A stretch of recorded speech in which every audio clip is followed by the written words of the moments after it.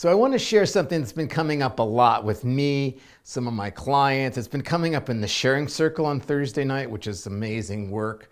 Those of you that are in the sharing circle, thank you. It's been really cool to be a part of that.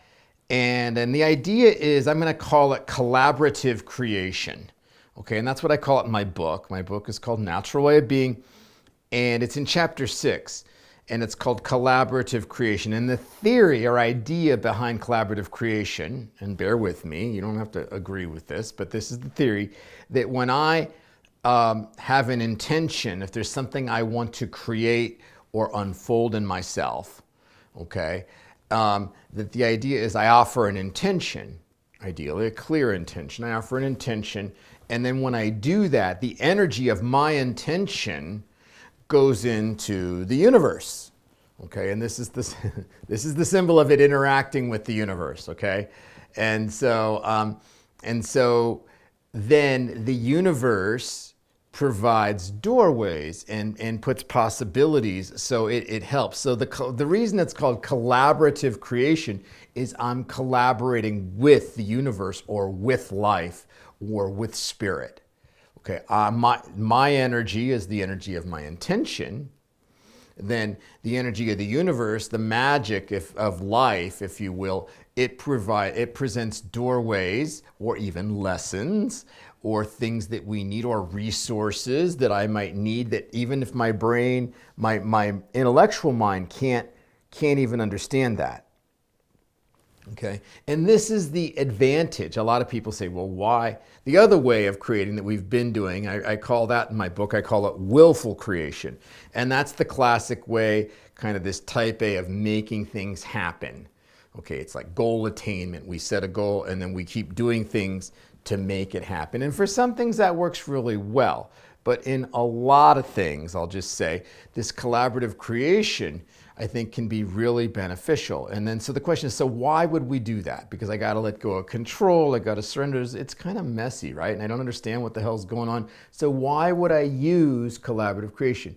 And the main answer, okay, there's a lot of answers, but the main answer is because life and the universe can see all kinds of possibilities that my conscious mind can't see. So I'm bringing in, if I'm doing willful creation, it's like only the things I can see are the things I'm able to work with.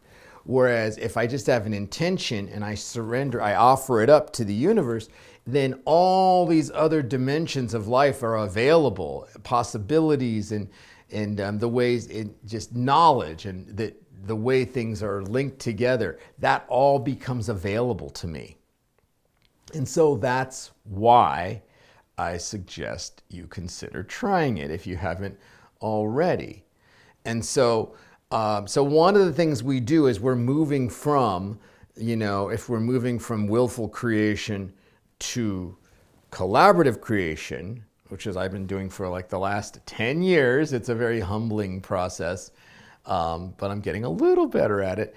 I'm guiding some of my clients to do that in the sharing circle. Is one of the things that goes on is we tend to, once we offer the intention, we continue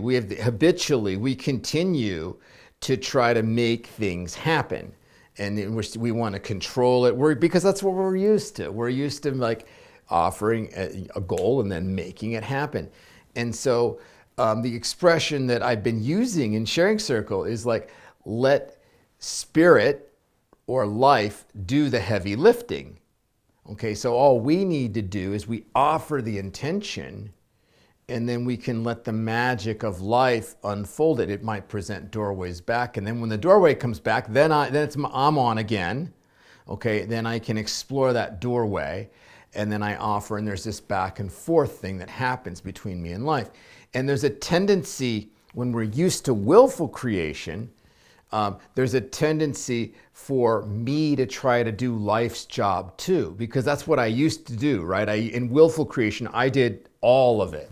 Now I'm only doing parts of it. I'm offering an intention. I'm letting the magic of life offer things back. Then I'm stepping into doorways, and it's like, and life's helping unfold it. it's presenting things to me that I can, that I might be stuck on. It might be a lesson I need. It'll present that to me so I can unfold it deeper. And so there's a real tendency to continue it's another word that we've turned into a verb. It's like efforting. It's a word that we continue to effort. We continue to, like over, I can't think of the right word right now. It's just, there's a cool word, but I can't think of it. But anyway, we continue to try to make it happen. And that actually can be counterproductive. Okay. Because if I'm trying to do life's job, then I miss the benefit of life doing its job. Okay, and so there's kind of this giving it to God thing and letting Spirit do the heavy lifting. And a lot of the things take care of themselves. A lot of the things in my mind. You may have noticed this. And this happens whether you are aware of this or not. This is the natural way that life happens. That's my truth anyway.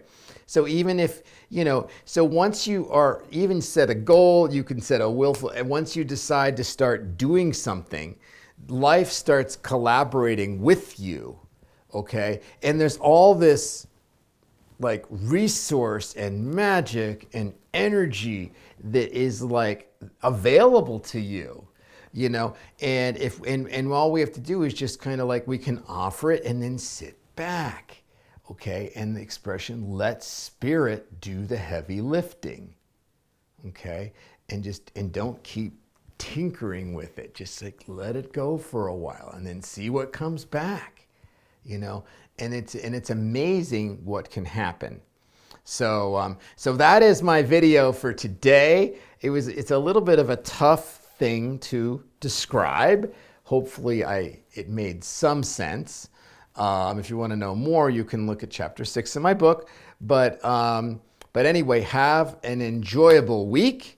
And this week, I just ask you, let Spirit, let life do a little bit of the heavy lifting. Offer your intention, and then think of it maybe how can we work together on this rather than pushing it and swimming upstream. So anyway, I will see you in a week.